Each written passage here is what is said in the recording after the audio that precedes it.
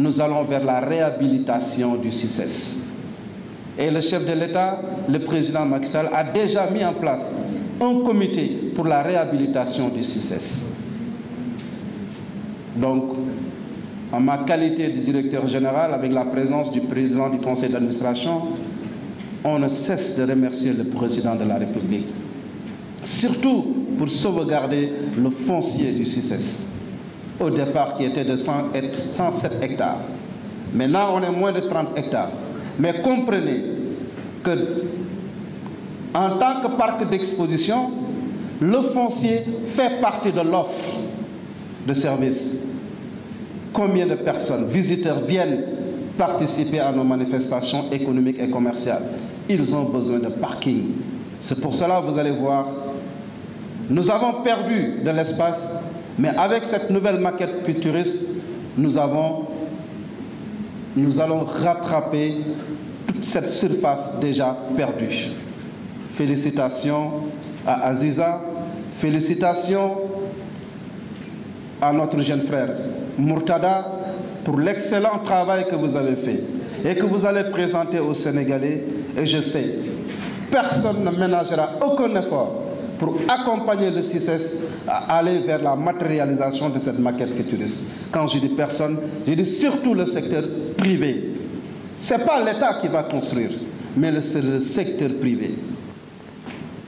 Avec ce secteur privé, nous allons, dans le cadre du partenariat public-privé, aller vers la réalisation.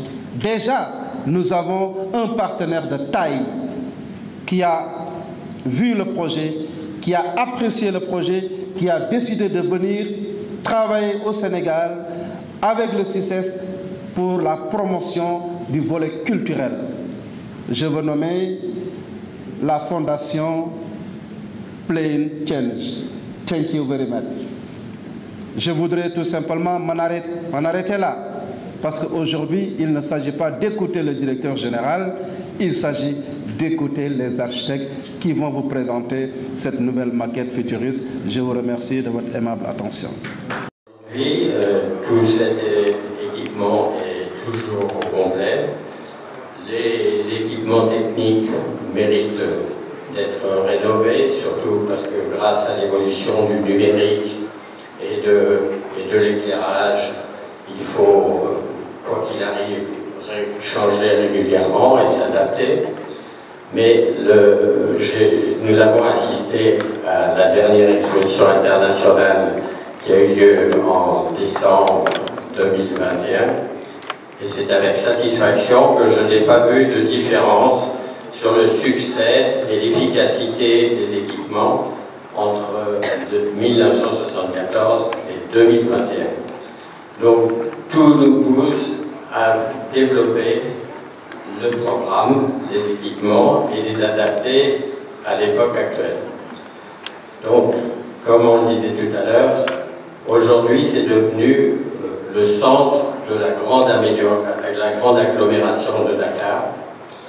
Et le centre de notre projet avait tenu compte d'une exigence du programme qui était que cette exposition devait être internationale, mais aussi sénégalaise.